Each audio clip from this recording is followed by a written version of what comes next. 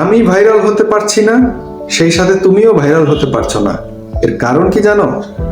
আমার কোনো পোস্টে বা কোনো ভিডিওতে তুমি কমেন্ট করছো না, ভিডিও দেখছোও না, এবং তোমার ভিডিও আমি দেখছিও না, তোমার কোনো পোস্টে আমিও কমেন্ট করছি না।